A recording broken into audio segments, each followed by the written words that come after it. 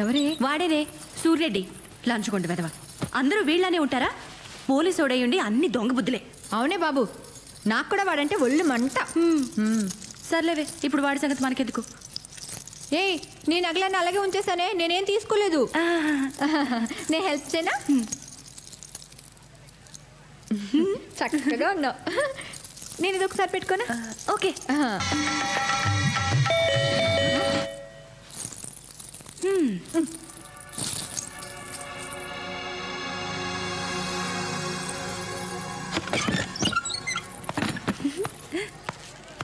మూర్తి,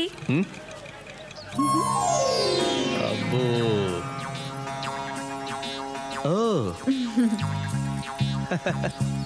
కళకళలాడిపోతున్నారు. సొంత నగలు వేసుకుంటే ఇంత దజ్జే రాదు. ఊరుకో మూర్తి, నీ దిష్టి తగిలేట్టుంది. మూర్తి, ఏమండి, చెవికి తిద్దులున్నాయి, చేతికి గాజులున్నాయి, మెడకి నెక్లెస్ ఉంది, నడుంకు వడ్డాణం ఉంటే బాగుంటుంది కదా. వడ్డాణం కావాలంటే పెళ్ళింట్లో దొంగతనం చేయాలి. ట్రైన్లో వడ్డాణాలు వేసుకుని ఎవరు తిరుగుతారు? అన్నయ్య గారు, మా ఆయన అసలే వెర్రి బాగులేడని మీకు తెలుసు కదా. మీరేమో బోల్డ్ నగలు తెచ్చుకున్నారు. మా ఆయన చూడండి, ముష్టి 4 జతల గాజులు, ఈ ప్లెయిన్ చైన్ తెచ్చాడు. మీరైనా చెప్పండొచ్చు కదా. నువ్వేం అనుకో గానీ మీ ఆయన ఎంత గొప్పవాడంటే మెళ్ళో చైన్ లాగమంటే ట్రైన్ చైన్ లాగిన రకం. ఇవి కూడా నేను తీసి ఇచ్చినవే. నిజంగానే మేము అదృష్టవంతులం కాదు అన్నయ్య గారు. మా తలరాతే బాగుంటే మా పెద్దమ్మగారు ఎప్పుడో పోయిండేవారు కదా. సర్లేవే, మా ఆయన వచ్చే టైం అయింది, నేను వస్తాను. అలాగే. జాగ్రత్త అమ్మా, నగలేసుకెళ్తున్నావు, అసలే దొంగలు తిరుగుతున్నారు.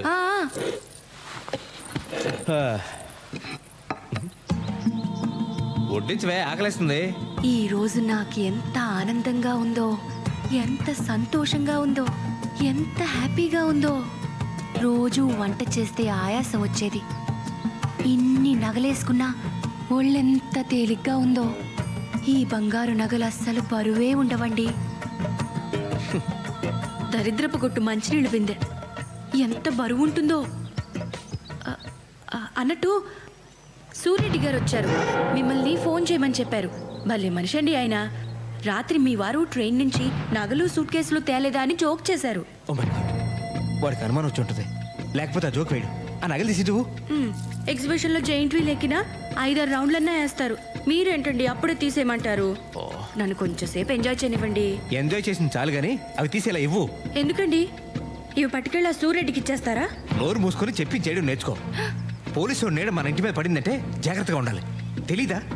బుర్రా బుద్ధి లేదా నీకు? తీసిట్టు. అదేంటండి, ఇవి తెచ్చింది నా కోసమేగా. నీకోసమా? ఎవరు చెప్పింది? ఇది నా సంపాదన. నా సంపాదన గురించి ఎక్కువ మాట్లాడదని నీకు చాలాసార్లు చెప్పాను. ఆ నగలు తీసి టేబుల్ మీద పెట్టు. మీరేమైనా అనుకోండి, నేను మాత్రం ఇవ్వను.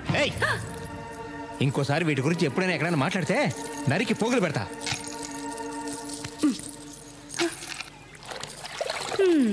కొట్టుకొచ్చిన వస్తువులు కూడా కొన్నంత బిల్డప్. శోభనం రాత్రి నేను చిటికెడంత బరువు కూడా మొయ్యనివ్వను అని ప్రామిస్ చేస్తే ఏమో అనుకున్నాను గాని ఒంటి మీద 1 గ్రామ్ బంగారం కూడా మొయ్యనివ్వడని ఇప్పుడు అర్థమైంది. ఈయనేమన్నా నన్ను ఫ్రీగా పెళ్లి చేసుకున్నాడా? మా వాళ్ళు నాకు 10 లక్షల కట్నం ఇచ్చారు. కనీసం ఆ డబ్బులోంచి కొంత ఖర్చు పెట్టి పని మనిషినైనా పెట్టచ్చుగా. మీరేం చేస్తుంటారండి? నేను హౌస్ వైఫ్ నండి. మీరేం చదువుకున్నారు? నేను హౌస్ వైఫ్నే తల్లి. ఉత్తి పుణ్యానికి ఇంటి చాకరీ చేసే ఆడాళ్ళకి హౌస్ వైఫ్ అని అందమైన పేరు పెట్టి సచ్చారు. సచ్చినాడు. మా ఆయన నన్ను చూడకుండా 1 నిమిషం కూడా ఉండలేరండి. ఏం తల్లి, మీ ఆయన అంత అనుమానపు మొగుడా? షీలో హీ, మేడంలో యాడమ్, ఉమెన్ లో మ్యాన్, పదాల్లో కూడా కాపలా ఉండాలా ఈ మగాళ్ళు? ఈ మగాళ్ళందరినీ మా ఆయన నన్ను చాలా బాగా చూసుకుంటారండి. ఆ సంగతి నీ ఒంటి మీద నగలు చూస్తుంటేనే అర్థమవుతుంది. మా ఆయన ఉన్నాడు. ఎందుకు?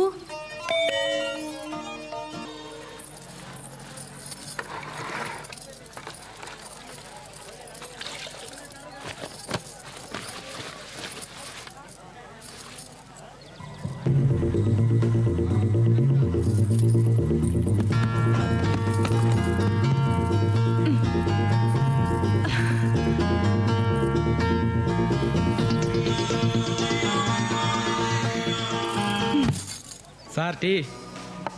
సార్ ఏం సార్, మీ కళ్ళు బాగా లోపలికి పోయాయి.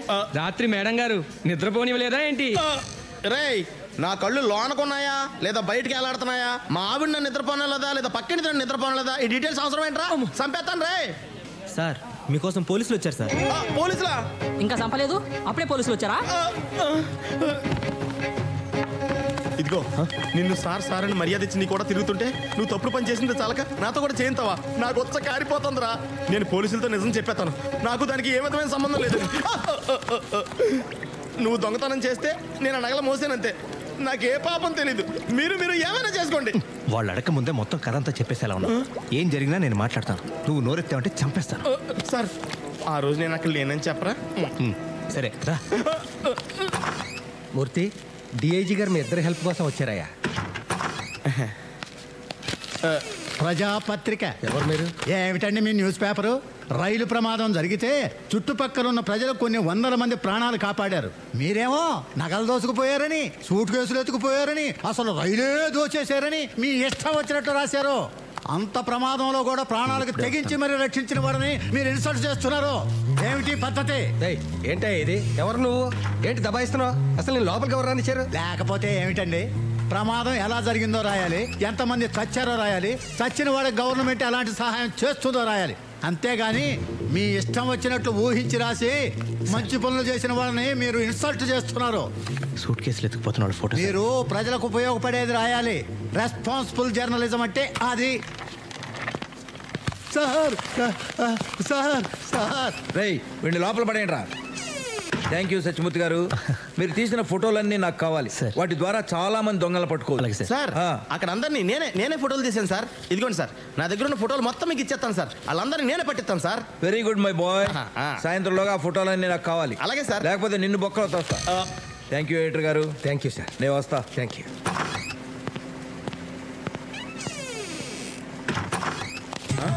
మీ ఇద్దరితో కొంచెం మాట్లాడాలి. ఆఫ్టర్ ఆల్ ఆ ఫోటోల కోసం ఒక డిఐజీ లెవెల్ ఆఫీసర్ స్వయంగా ఎందుకు వచ్చాడో ఆలోచించారా? కదా మాకు ఆలోచన రాలేదు సార్. రాదు, వస్తే మీరు ఎడిటర్లు అయిపోతారు కదా. నిన్న రాత్రి జరిగిన సంఘటన గురించి ఈ పేపర్లో ఏం రాశారో తెలుసా? తెలీదు. పోనీ పేపర్ ఎప్పుడైనా చూసారా? మేము మన పేపర్ చదవం సార్, పరాయి వాళ్ళ పేపర్ ఎందుకు చదువుతాం? చదవరు. నేనే మన పేపర్ చదవను కదా. అందుకే మేము చదవట్లేదు సార్. కూర్చోండి. కూర్చున్నారు కదా?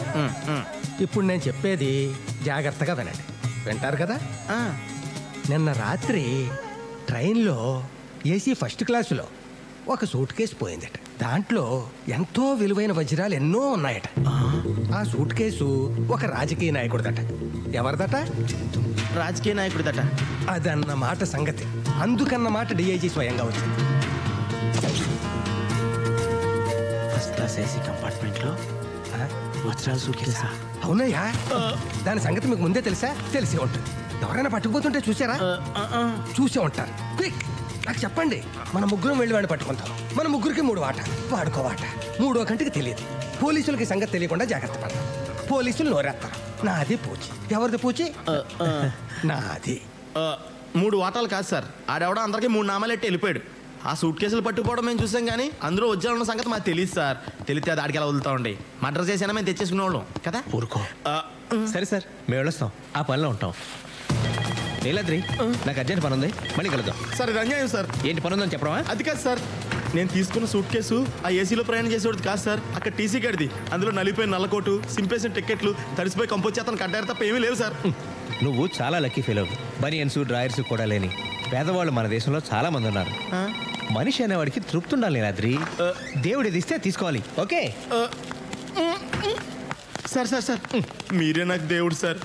ఈ లోకంలో నాకు మా పెదనాన్న తప్ప ఎవరూ లేరు సార్. ఆడు పోతే కానీ ఆడు ఆస్తి నాకు రాదు సార్. కానీ నేను పోతే కానీ ఆడు పోయిలో లేడు సార్. నేను చేయమంటారా?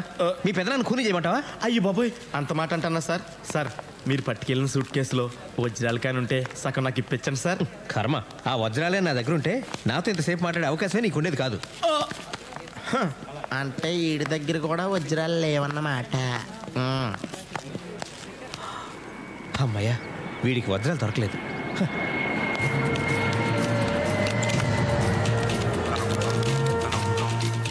దేవుడా, ఆ వజ్రాలు ఖచ్చితంగా నా సూట్ కేసులోనే ఉండేలా చూడు స్వామి.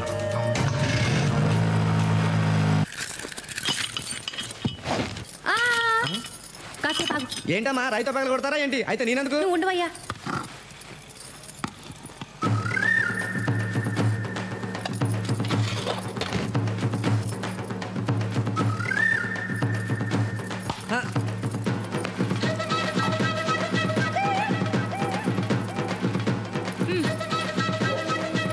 ఏంటమ్మగారు ఇంత డౌడు చేస్తున్నారు? దీంట్లో ఏమైనా నిధులు నిక్షేపాలు ఉన్నాయా? నువ్వు తీవయ్యా.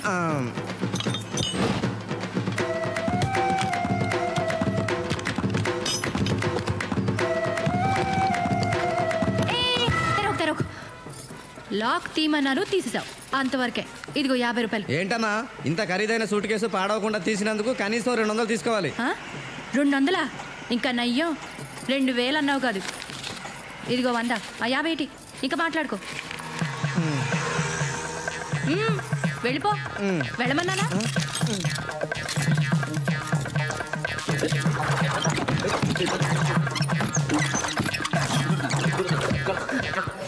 అమ్మా కనక మహాలక్ష్మి, ఇప్పటికైనా నా మీద కక్షలు చూపించకుండా ఇందులో లక్షలు చూపించు తల్లి. ఓం శ్రీ మహాలక్ష్మి నమః. ధిం ధిమి ధిం ధిమి ధిం ధిమి ధిం ధిమి దుందుభినాద సుపూర్ణమయే ఘుమ ఘుమ ఘుం ఘుమ ఘుం ఘుమ ఘుం ఘుమ శంఖనాద.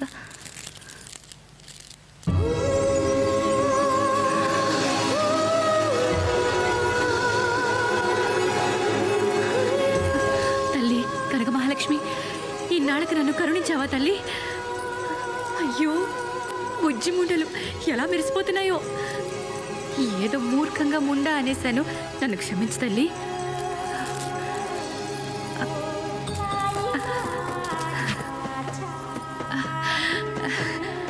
ఆయన వీటిని చూసి ఎంత మురిసిపోతారో. స్వరాజ్యం, నీ మూలంగా నా దరిద్రం వదిలిపోయిందని పొంగిపోతారు, ఉప్పి తప్పి పైపోతారు. అమ్మో, ఆయనకి ఏమీ చెప్పకూడదు. ఈ వజ్రాలు అమ్మితే ఓ 2-3 లక్షలు వస్తాయి. ఆ డబ్బుని బ్యాంకులో దాచుకుంటాను. ఆయనకు తెలిస్తే మళ్ళీ ఇవి కూడా లాగేసుకుంటారు. నీకు తెలియదే ఉంది తల్లి, కలికాలం డబ్బు మొగుడు పెళ్ళాన్ని కూడా విడదీస్తుంది. ఈ తప్పుకు నన్ను క్షమించు తల్లి. పిలిచావా తల్లి?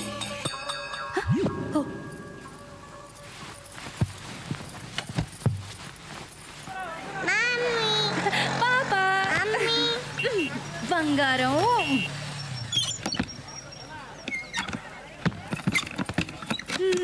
నా బంగారు కొండ, నా వజ్రాల మూట. ఇవా, ఇవన్నీ మనవే, దేవుడిచ్చాడు. నాన్నకి చెప్పండి. ట్వింకిల్ ట్వింకిల్ లిటిల్ స్టార్స్ కదమ్మా. అవునమ్మా, ట్వింకిల్ ట్వింకిల్ లిటిల్ స్టార్స్.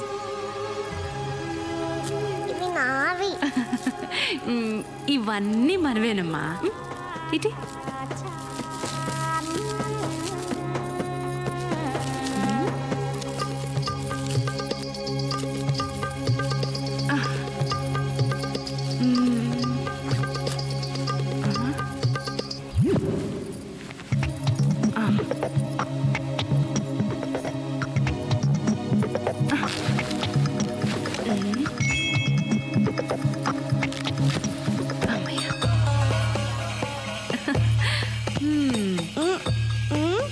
నాన్నకు చెప్పతే. నీకు ఐస్ క్రీమ్ కావాలా, చాక్లెట్ కావాలా? చాక్లెట్ కావాలి, ఐస్ క్రీమ్ కావాలి, ఇంకా స్టార్స్ కూడా కావాలి. అన్ని నా బుద్ధిలో వచ్చాయి తల్లి నీకు. ఈ దేశ ప్రధానమంత్రిగా నా బాధ్యతలు నేను విస్మరించలేను. వైఫల్యాలన్నిటికీ నేనే బాధ్యత వహిస్తున్నాను. ఒక క్యాబిన్ మ్యాన్, ఒక సిగ్నల్ మ్యాన్, వీళ్ళ నిర్లక్ష్యానికి 48 నిండు ప్రాణాలు బలైపోయినాయి. ప్రయాణికులందరినీ దోచుకున్నారు. ఏడు సేవలేరా, సాక్షాత్తు ప్రధానమంత్రివి, నీ సూట్ కేసే కొట్టేశారా? ప్రధానమంత్రి సూట్ కేసుకే రక్షణ లేకపోతే ఈ దేశంలో సామాన్యుల సూట్ కేసుల సంగతి ఏంటి? ఇది దోపిడీ రాజ్యమురన్నా, ఇది దొంగల రాజ్యమురన్నా. అన్నా ప్రధానుడా, నోరు మూయరా. అక్కడ చూడండి. రేయ్, ముందు ఆ న్యూస్ ఛానల్ కట్టిపారండి రా. ప్రధానమంత్రి టెన్షన్లో ఉంటే ప్రజలు ఏమైపోతారు? 1, 2, 500 కోట్లు భగవంతుడిచ్చినవి. అవును సార్. అసలు మీరు 500 కోట్లు పెట్టి వజ్రాలు కొనడం ఏంటి? వాటిని వాడెవరితోనో రైల్లో పంపడం ఏంటి? నాకు తెలియకుండా. నీకు తెలియకుండా పొద్దున్న దీనికి కూడా వెళ్ళా. సారీ. అమ్మా, డబ్బులు ఇంట్లో ఉంటే శుక్రంలాగా దొరికిపోయే ప్రమాదం ఉందని వాటిని వజ్రాలలాగా మార్చేసి వాటిని మీ పెద్దలుడు కప్ చెప్పే బాధ్యత ధీరులాల్ కప్ చెప్పారు. విమానాల్లో వెళ్తే రిస్క్ అని, ట్రైన్లో వెళ్తే సేఫ్ అని ట్రైన్లో వెళ్ళమన్నారు. యాక్చువల్గా ట్రైన్లో వెళ్తేనే సేఫ్, బట్ మన టైం బ్యాడ్. అదే రిస్కే మన కోపం ఉంచింది. రాజకీయాల్లోకి అడుగుపెట్టి అసమాన ప్రతిభతో, మేధా సంపత్తితో పడని వాళ్ళను పడగొడుతూ, పడిన వాళ్ళ మీద అడుగులేస్తూ ఎంతో కష్టపడి పైకి ఎగబ్రాకి ప్రధానమంత్రి అయ్యారు. కానీ ఏం లాభం? ఒక రైలు ప్రమాదంలో దొరికిపోయారు. ఒక చిన్న రైలు దొంగ చేతిలో దెబ్బతిన్నారు. ప్రజలు మారాలి, అధికారులు మారాలి, మేధావులు మారాలి, మంత్రులు మారాలి, ఈ దేశమే మారాలి. ఈ దేశ ప్రధానే మారాలి.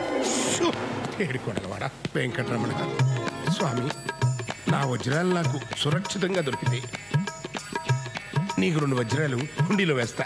షిరిడి సాయినాథ, నా సూట్ కేసు నాకు ఇప్పించు తండ్రి. నీకు క్షీరాభిషేకం చేసి